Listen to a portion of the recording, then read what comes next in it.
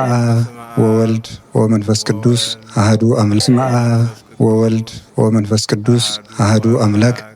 በስመ አብ ወወልድ ወመንፈስ ቅዱስ አህዱ አምላክ።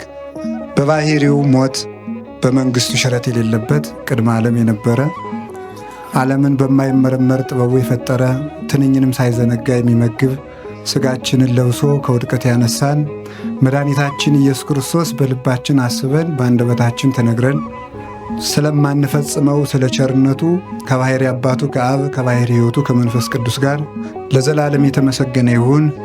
እግዚአብሔርን የወለደችልን እናታችን ቅድስት ድንግል ማርያም ወላዲተ አምላክ፣ ነቢያት፣ ሐዋርያት፣ ሰማዕታት፣ ደናግል፣ መነኮሳት፣ ቅዱሳን መላእክት ሁላቸው ስማቸውን እናመሰግናለን። በረከታቸው ይደርብን።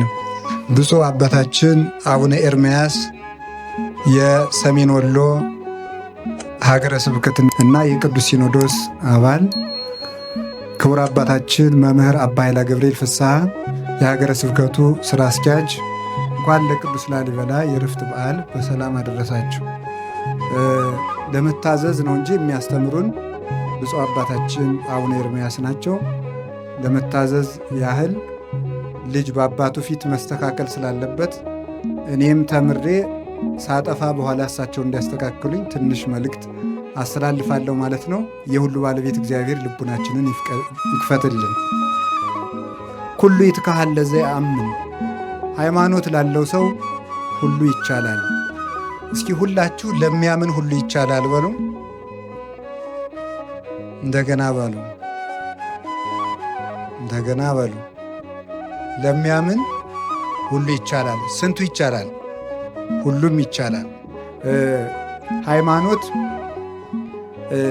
ላለው ሰው፣ ሃይማኖት በልቡናው ላለው ሰው፣ ሃይማኖት ለጸናለት ሰው ሁሉ ነገር ይቻለዋል። ሃይማኖት ማን ነው ሲባል በአጭር ቃል ሃይማኖት እግዚአብሔር ነው። ሃይማኖት ላለው ሰው ሁሉ ይቻላል ማለት እግዚአብሔር ላለው ሰው ማለት ነው። እግዚአብሔር ያለው ሰው፣ እግዚአብሔር በልቡ ላለው ሰው፣ በኑሮው ባንደበቱ በሁለንተናው እግዚአብሔር ያለው ሰው ሁሉ አለው። በዚህ ዓለም ሁለት አይነት ሰዎች አሉ ይላል ቅዱስ ዮሐንስ አፈወርቅ። አንደኞቹ ከአንዱ ክፍል ያሉት ድሃ ናቸው፣ ሀብታም የሆን ይመስላቸዋል። ሁለተኞቹ ደግሞ ሀብታም ናቸው፣ ድሃ የሆኑ ይመስላቸዋል። ሁለት ሰዎች አሉ። ለድሆችም ድህነታቸውን ልናስረዳቸው፣ ለባለጸጎችም ባለጸግነታቸውን ልናስረዳቸው ይገባል ይላል። ድሃ ሆነው ሀብታም የሆኑ የሚመስላቸው የሚባሉት ልብስ ለብሰው ከጸጋ እግዚአብሔር የተራቆቱ፣ ምግብ እየበሉ ነፍሳቸው የተራበች፣ ሰው እየገደሉ ሰው እያጠፉ ጉልበታቸው ሰው እየደመሰሰ ነፍሳቸው ግን የደከመች፣ በዘመድ ብዛት የታጀቡ ከሰራዊተ መላእክትና ከቅዱሳን አንድነት ግን የተለዩ ደካሞች፣ በብዙ በልዩ ልዩ መልክ ያጌጡ የተዋቡ፣ ነፍሳቸው ግን ከቁራ የጠቆረች የጨለመች የከረፋች የከፋች፣ እንዲህ ያሉ ሰዎች አሉ። ያወቅን ይመስላቸዋል፣ ግን አያውቁም። ለእነዚህ ሰዎች አልቅሱላቸው። ባማሩ በተሸለሙ በተጋረዱ ቤቶች ይኖራሉ፣ በሰማይ ቤት ግን ስደተኞች ናቸው። እንዲህ ያሉ ሰዎች ፍጹም የተዋረዱ ሰዎች ናቸውና ድህነታቸውን ንገሯቸው፣ በጊዜ ባለጸጋ እንዲሆኑ ይላል። ሀብታም ሁነው ድሃ የሆኑ የሚመስላቸው ሰዎች አሉ። መልክ የላቸውም፣ በትሕርምት የጎሰቆሉ ናቸው። ሰማያዊ መልክ ግን አላቸው፣ በአርአያ ክርስቶስ የከበሩ ናቸው። ልብስ የላቸውም፣ ክርስቶስን ግን የለበሱ ናቸው። ምግብ የላቸውም፣ ቅዱስ ሥጋውን ክቡር ደሙን የበሉ ናቸው። ቤት የላቸውም፣ የብርሃን ቤት ግን አላቸው። ዘመድ የላቸውም፣ ቅዱሳን መላእክት ግን ሊረዷቸው ይፋጠናሉ። ለእነዚህ ሰዎች እልል በሉላቸው ይላል። እንደዚህ በእውነት ለእንደዚህ አይነት ሰዎች ቀድስዎ ለብእሲ ዘየሐምም አለ ነፍሱ፣ ሰውነቱን ላስጨነቃት ሰውነቱን ለገሰጻት ሰው ለዚህ ሰው ምስጋና ይገባዋል ይላል ኢሳይያስ። ለጌታችን ለኢየሱስ ክርስቶስ ነው። ፍጻሜው ግን እሱን ለመሰሉ ሰማዕታት ሁሉ ለቅዱሳን ሁሉ የተነገረ ነው። ስለዚህ እግዚአብሔር ያለው ሰው ሁሉ አለው። ጥበብ አለው፣ ዕውቀት አለው፣ ጤና አለው፣ ሀገር አለው። ብቻውን ሁሉ ሆኖ ከሰራዊት ይልቅ አሸናፊ ነው እግዚአብሔር ያለው ሰው። ስለዚህ ለሚያምን ሁሉ ይቻላል ብሎ አንድ ጌታችን መድኃኒታችን ኢየሱስ ክርስቶስ በሚያስተምርበት ጊዜ ልጁ የታመመበት ሰው መጥቶ መምህር ሆይ ቢቻልህ እርዳኝ ቢለው ቢቻልህ ትላለህ እንዴ? ለሚያምን ሰው ሁሉ ይቻላል አንተ አታምንም እንጂ ብሎት ነበረ። ሃይማኖት ሰማያትን ምድርን አጽንቶ አኑሯል። ብዙ የማይቻሉ ነገሮች በተፈጥሮ ያልተቻሉ በእውቀት ያልተቻሉት ነገሮች በእምነት ተችለዋል። እንደ እውቀት ሰው ካረጀ በኋላ አይወልድም። ሴት ከ45 ዓመት በኋላ ወንድም 90 ዓመት ሞልቶት አይወልድም። እንደ እምነት ግን ተችሏል።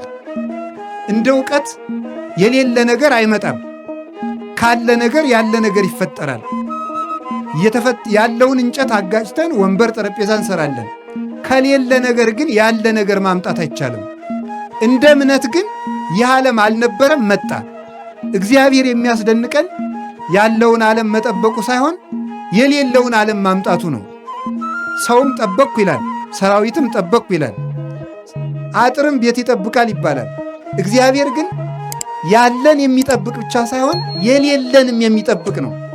ቅዱስ ጎርጎርዮስ ተአርር ዘይዘረውከ ታስተጋብ ተአርር ዘይዘራይከ ታስተጋብ ዘይዘረውከ፣ አንተ ያልዘራኸውን ታጭዳለህ ያልበተንከውን ትሰበስባለህ ብሎ አንድ ጨካኝ ባሪያ ለእግዚአብሔር የተናገረውን ሲተረጉም ምን ይላል?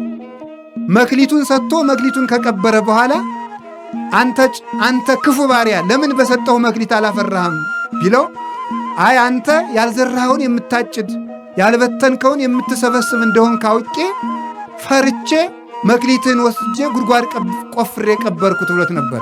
ካዛ ምን አለው? ተአምረኒኑ ከመብስ የድሩቅ አነ፣ እኔ ጨካኝ ሰው እንደሆንክ ታውቀኛለህ።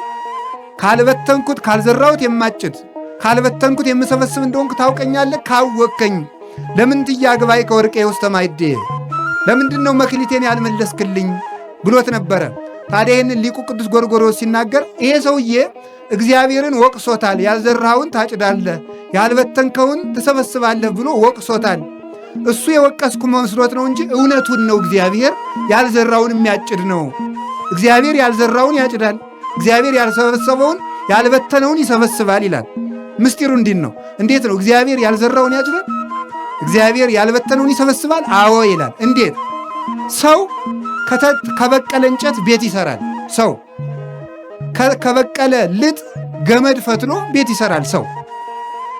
ነገር ግን ሰው ከበቀለ እህል እንጀራ ይጋግራል፣ ቂጣ ቆሎ ያዘጋጃል። ካለ ነገር ነው። እግዚአብሔር ግን ያልዘራውን ያጭዳል ማለት የሌለውን ዓለም ከሌለ ነገር አምጥቶታል። ካለመኖር ማምጣቱ ያልዘራውን ማጨዱ ነው። ስለዚህ እግዚአብሔር እውነትም ያልዘራውን የሚያጭድ የሌለን የሚያመጣ ካለመኖር ወደ መኖር አሁን በጣም ዝም ብላችሁ አስቡት። ስትፈሩ ስትደነግጡ ምን በላ ስትሉ እሞት ይሆን ብላችሁ ስትፈሩ ድንግጥ ሲለን ይህን ማሰብ አለብን። እግዚአብሔር ይህን ዓለም ከየት አመጣው? ለዚህ ሰማይ ጎተራ አልነበረውም። ለዚህ ምድር አዳራሽ አልነበረውም። አልነበረም፣ መጣ። እግዚአብሔር ያልዘራውን የሚያጭድ የተዘራውን ማጨድማ ገበሬም ይችላል። እግዚአብሔር ግን ያልዘራን ያጭዳል፣ ያልበተነው ይሰበስባል። እንደገና ደግሞ ተመልከቱ፣ ያልሰጡትን ተቀበልኩ ይላልና እውነትም እግዚአብሔር ያልዘራውን አጭዳል ይላል። ያልሰጡትን ተቀበልኩ ይላል። ለምሳሌ ለእግዚአብሔር እኛ አብልተነው እናውቃለን? ለእግዚአብሔር አጠጥተነው እናውቃለን? አሁን ዛሬ ዝክር ይዘከራል። ከዚያ ዝክር እግዚአብሔር ይቀምሳል? አይቀምስም። ከዚያ መጠጥ እግዚአብሔር ይቀምሳል? አይቀምስም። እኛ ከሠራነው ቤት እግዚአብሔር እንግዳ ሆኖ ይስተናግዳል? እግዚአብሔርን ታሞ ያስታመመው ማን ነው? እግዚአብሔርን ታስሮ የጠየቀው አለ? እግዚአብሔር ተርቦት ያበላው ማን ነው? እግዚአብሔር በርዶት ያለበሰው አለ? እግዚአብሔር ቸግሮት ያበደረው ማን ነው?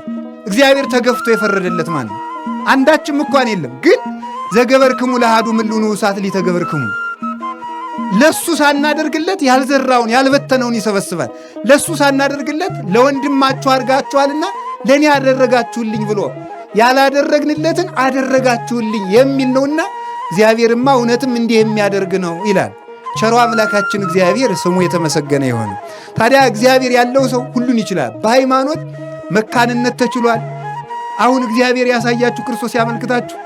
አንዲት ጠጠር ወደ ውሃ ብንወረውር ጠጠሪቱ ትሰጥማለች። ግን ይሄ ሁሉ ዓለም ያለው በውሃ ላይ ነው። ለምንድነው የማንሰጥመው? በእግዚአብሔር ከሆነ ይቻላል። እግዚአብሔር ቻይ ካላላት አንዲቱ ጠጠር ባህር ውስጥ ጥልቅ ትላለች። እግዚአብሔር ቻል ስላለው ግን ዘአጽንዐ ለምድር ዲበ ማይ፣ ይሄ መሬት ያለው ከውሃ ላይ ነው፣ አንሰጥምም፣ በሱ ጸንተን እንኖራለን። እግዚአብሔር ቻል ሲለው ሁሉ ይችላል።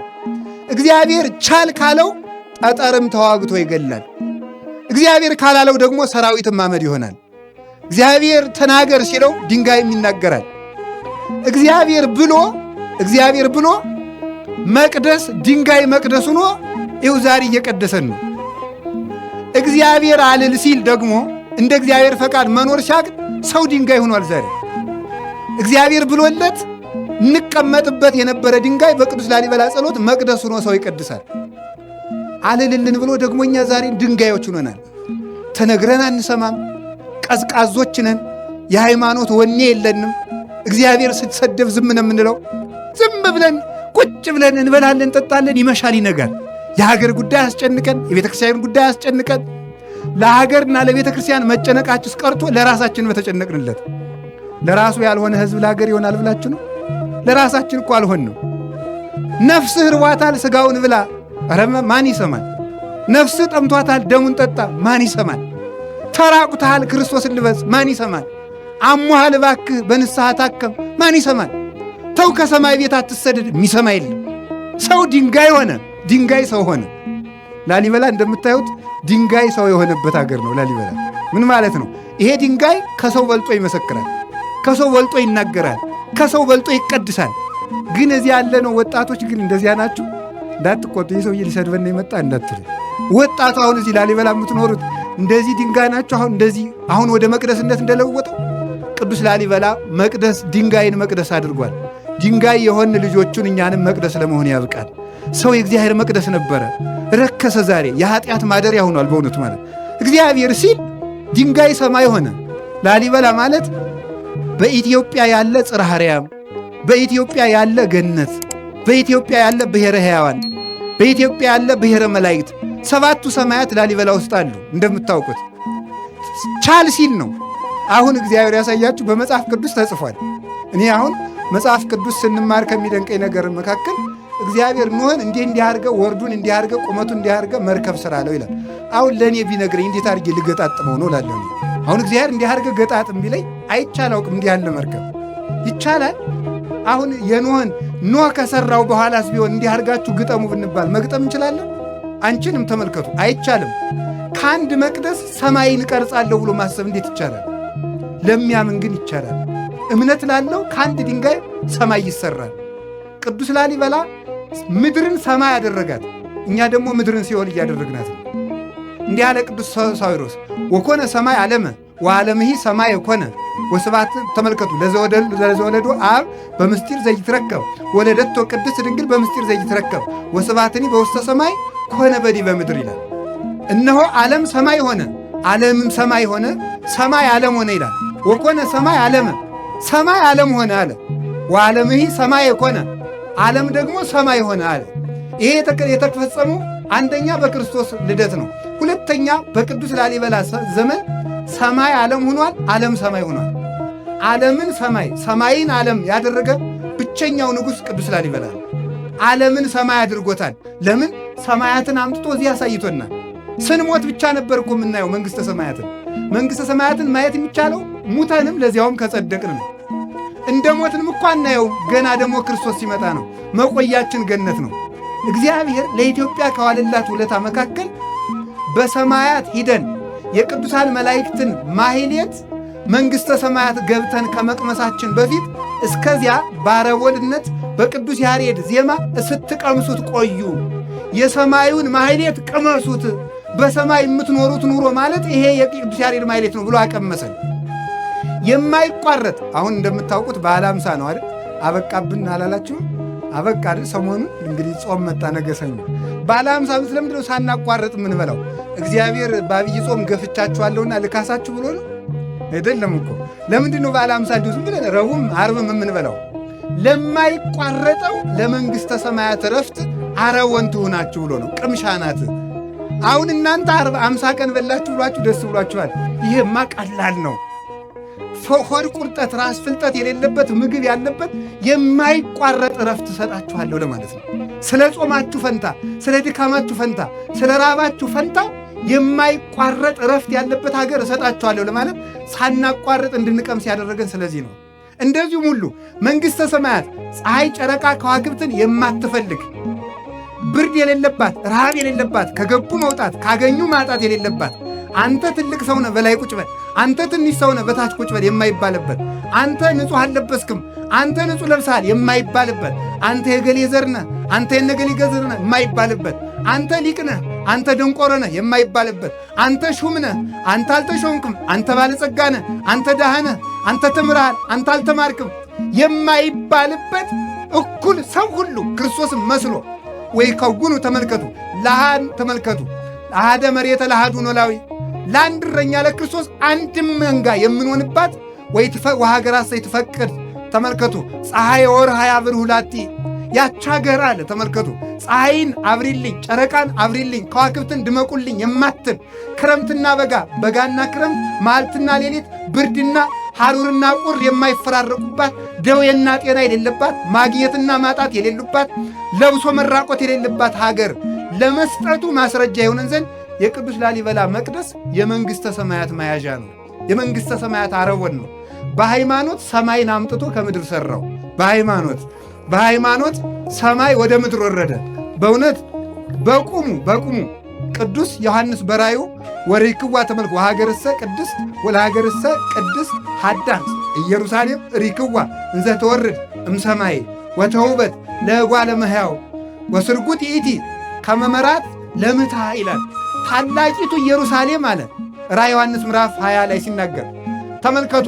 ወሪኩ ሰማይ ሐዲሰ ወምድር ሐዳሰ እስመ ሰሰለ ሰማይ ቀዳማዊ ወምድርኒ ቀዳማዊት። አሮየው ሰማይ አለፈ፣ አሮየይቱ ምድር አለፈች፣ አዲስ ሰማይ አዲስ ምድር አየው አለና አዲሲቱ ኢየሩሳሌም ከሰማይ ወደ ምድር ስትወርድ አየዋት ይላል። ቤተ ክርስቲያን ተሰጠች፣ ድንግል ማርያም ለሰው ልጆች ተሰጠች ማለቱ ነው። በቁሙ ግን በሰማያዊት ኢየሩሳሌም ክርስቶስ ከመጣ በኋላ በቀኙ ለመቆም ካበቃን ዓለም ሳይፈጠር የሠራውላችሁ መንግሥተ ሰማያት ኑ ውረሱ ብሎ ከማስረከቡ በፊት ቅዱስ ላሊበላ ሰማይን አውርዶ ኢየሩሳሌም ሰማያዊትን አውርዶ ያሳየን የሃይማኖት መስታወት ነው። እሱን የሠራልን እግዚአብሔር የተመሰገነ ይሁን።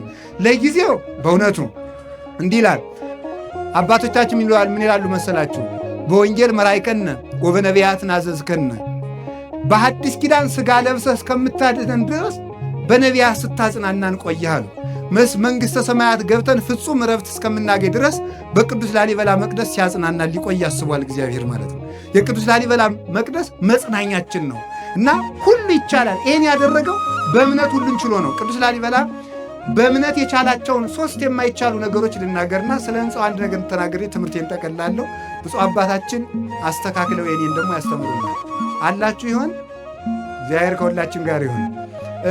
እንደምታውቁት አባ ጊዮርጊስ ዘጋስጫ አብርሃምን ሲያመሰግን እንዲህ ብሎ ይናገራል። አብርሃም 3 ጸጋ አለው ይላል። 3 ጸጋ፣ አንደኛው ምንኩስና፣ ሁለተኛው ሰማዕትነት፣ ሦስተኛው ባለትዳርነት ነው። 3 አንድ ሰው ነው፣ ግን 3 ክብር አለው። ስለዚህ አብርሃም መነኩሴ ነው። ደግሞ መነኩሴ ያገባል እንዳትሉ ደግሞ እንደዚያ ስላችሁ ጊዜ ችግር እኮ ነው። ስለዚህ ተመልከቱ በመጽሐፍ ቅዱስ ኦሪት ዘሌዋውያን ምዕራፍ 11 ላይ ጭልፊት አይበላም ይላል። ጭልፊት አይበላም ማለት ምን ማለት ነው? ጭልፊት አይበላም ማለት የሚረባውን ሳይሆን የማይረባውን ኃይለ ቃል ሞጭልፎ የሚሄድ ሰው አይጸድቅም ማለት ነው። ሰምታ ጭልፊት አይበላም እንጂ ስለ ጭልፊት ሊወራ ተፈልጓል። ምስጢሩ ጭልፊት አይበላም በሉ እስቲ። አልስሞ ቃል ነጥቆ የሚሮጥ ሰው አይጸድቅም፣ ምስጢር የሚይዝ ነው እንጂ ማለት ነው። ስለዚህ ጭልፊት እንዳትሆኑ ማለት ነው። ስለዚህ ምን አለ አብርሃም ዘመዶቹን ጥሎ ከካራን በመሰደዱ የመነኮሳት አባት ነው ይላል። እግዚአብሔር አብርሃምን ተገዘርልኝ ብሎታል። አብርሃም ወደማያውቀው ሀገር ነው ሄደ። ወደማያውቀው ሀገር በመሄዱ ለመነኮሳት እግር እንጂ ሀገር የላቸውም ይላሉ አባቶቻችን። መነኮሳት እግር አላቸው እንጂ ሀገር የላቸውም። ዘመዳቸውንም አያውቁም፣ ዘርም አይቆጥሩም። እንዲያውም አንድ ባይታዊ በበረሃ እየኖረ አባትህ እኮ ሞተ ቢሉት ኮንከ ጸራፌ እስመ አቡየ ኢይመውት ለዓለመ ነው። ለምን ትሰድበኛለህ? የኔ አባት አይሞትም ማለት ምን ማለት ነው? አባቴ ማን ነው ማለት ነው? እግዚአብሔር ነው ማለት ነው። አባቴ እግዚአብሔር ነው፣ የሚሞት ዘር አትቁጠርልኝ፣ የኔ ዘር በሰማይ ነው ብሎ መናገሩ ነበር። ስለዚህ አብርሃም የማያውቀውን ሀገር ምን አደረገ? የሚያውቀውን ሀገር ትቶ ወደማያውቀው ሀገር ሄደ። በዚህ አብርሃም የመነኮሳት አባት ነበረ። በስደቱ ቅዱስ ላሊበላ በስደቱ በጸሎቱ በትርምቱ የመነኮሳት አባት ነው በእውነቱ ማለት ነው። ለእኛም ለመነኮሳት ተስፋችን ነው። ቅዱስ ላሊበላ አግብቶ እንደ መነኩሴ የኖረ ነው። ከዚህ የተነሳ የመነኮሳት ክብር አለው። አብርሃም ሲገዘር ደሙን አፍስሷል። ደሙን በማፍሰሱ ደግሞ የሰማዕታት አባት ነው። ቅዱስ ላሊበላ አባታችን ከወንድሙ ተገርፎ በፈሰሰው ደሙ ደግሞ የሰማዕታት አባት ነው። የሰማዕትነት ክብር አለው። ለሚገፉትም መጠጊያቸው ነው ማለት ነው። ከቅድስት ወለተ ክብራ ደግሞ ጋር ኑሮ ዘር ቡሩክ በመተካቱ እንደገና ደግሞ ከእሷ ጋር በአንድ መጋረጃ ኑረው ቅዱስ ሥራ በመስራቱ ደግሞ የባለ ትዳሮች አባት ነው። ስለዚህ ቅዱስ ላሊበላ የመነኮሳት መጠጊያቸው፣ የሰማዕታትም በጸሎቱ ረዳታቸው፣ የባለ ትዳሮችም ደግሞ ጥጋቸው ነው። ለምንሰደደው ስደታችን፣ ለመነኮስ ነው ምንኩስናችን። ላገባችሁም ትዳራችሁን ቅዱስ ላሊበላ ይባርክልን። ለሚያምን ሰው ሁሉ ይቻላል። አንድ ሰው አንድ ሥራ መስራት አቅቷል። ለእኔ ለራሴ ምንኩስና ይከብዳኛለን፣ ግን እሱ አግብቶ የምንኩስናንም ኑሮ ይኖራል። ላገባችሁት ብቻ ትዳርን እንኳን መያዝ አቅቷቸዋል። አንድ ሴት ይዞ መኖር በዚህ ዘመን ለወንዶች ሰማዕትነቱ ሆኖባቸዋል። አንድ ባል ይዞ መኖር ሰማዕትነቱ ሆኖባቸዋል። ቅዱስ ላሊበላ ግን ደግሞ ትዳርም እያለው ደግሞ ሰማዕት ነው። እኛ ከየቱ ልንጠጋ ነው? ወይ ትዳሩ አልተሳካ፣ ወይ ምንኩስናው አልተሳካ፣ ወይ ክህነቱ አልተሳካ። በዚህ ዘመን 3 የደፈረሱ ምንጮች አሉ። ክህነት፣ ትዳርና ምንኩስና ናቸው። ሀገር ሰላም የሚሆነው እነዚህ 3ቱ ምንጮች ንጹሕ ሲሆኑ ነው። ከንጹሕ ትዳር ንጹሕ መነኩሴ ይገኛል። ከንጹሕ መነኩሴ ንጹሕ ካህን፣ ንጹሕ ሊቀ ጳጳስ፣ ንጹሕ ፓትርያርክ ይመጣል። ከደፈረሰ ትዳር ንጹሕ ካህን አይገኝም፣ ንጹሕ ምንኩስና አይገኝም። ካነጻ ምንኩስና ንጹሕ ጳጳስ ሊገኝ አይችልም። 3ቱ ምንጮች ደፍርሰዋል። ስለዚህ በእውነቱ አባቶች የቅዱስ ላሊበላ ከሆናችሁ ወጣቶችም እርኩሰታችሁን ትታችሁ በየቦታው ፈረንጆቹ እዚህ ሊጎበኙ እየመጡ የሚያስተምሯችሁን እርኩሰት ትታችሁ እንደ አባታችሁ እንደ ቅዱስ ላሊበላ ወይ ከተቀደሰ ትዳር ተጠጉ፣ ወይ ተሰደን አላማረብን መከራውን ሳይቀርልን መንግሥተ ሰማያትን ማጠን ከአንዱ እንድንጠጋ አምላከ ቅዱሳን ይርዳን። ለሚያምን ሁሉ ይቻላል። እሱ አምኖ እነዚህን ሁሉ መከራዎች ቻላቸው። መርዙንም ቻለው፣ ግርፋቱንም ቻለው፣ ስደቱንም ቻለው፣ መከራ መቀበሉን ቻለው፣ መንገድ መድከሙን ቻለው። መንገድ ሲሄድ እንኳን ድክም ሲለው እንቅልፍ ስትመጣበት የሥጋ ባህሪ ነውና ቅዱስ ገብርኤል አብሮ አያችሁ፣ ሃይማኖት ከመላእክት ጋር ያዛምዳል። ማረፍ ሲፈልግ ቅዱስ ገብርኤል እኔም ደክሞኛል ትንሽ ልረፍ ይለው ነበር። ቅዱስ ላሊበላ እንዲያርፍ አብሮት ገደም ይል ነበረ። ሃይማኖት ላለው ሰው መላእክት ያሳርፉታል። እኛ እኮ ማረፊያ ያጣ ነው እምነታችን ቀዝቅዞ ነው፣ ወርደን ነው፣ ከቅዳሴ ከኪዳን ከጸሎት ከቁርባን ታተን ነው። ከተፈለግንበት ቦታ እንድንገኝ አምላከ ቅዱሳን ይርዳን። እንግዲህ ሃይማኖት ሲኖር አሁን ይህንን መቅደስ አንዲቱን መስኮት እንኳን የኢትዮጵያ ሰዎች በሙሉ ቢሰበሰቡ መስራት አይቻልም። የዓለም ሰው 9 ቢሊዮን ወይም 7 ቢሊዮን የደረሰው ቢሰበሰብ ይህን መቅደስ አይሰራው። ሃይማኖት ሲኖር ግን ብቻውን ይህን ሁሉ መቅደስ ሰራ። ብቻውን የቻለውን እኛ ተሰብስበን ምንም አቅቶናል። እግዚአብሔር አንድነታችን ይውላችሁ። እግዚአብሔር ከኛ ጋር ሲሆን አንድ ሰው እንደ ብዙ ሰው ይሆናል። እግዚአብሔር ከኛ ሲታጣ ደግሞ ሰራዊት የአንድ ሰው ያህል ኃይል ያጣል። እግዚአብሔር ከሁላችን ጋር ይሁን። በሃይማኖት ሁሉ ይቻላል። አምነን ለመጠቀም ያብቃን። ወስብሐት ለእግዚአብሔር። ይቆይ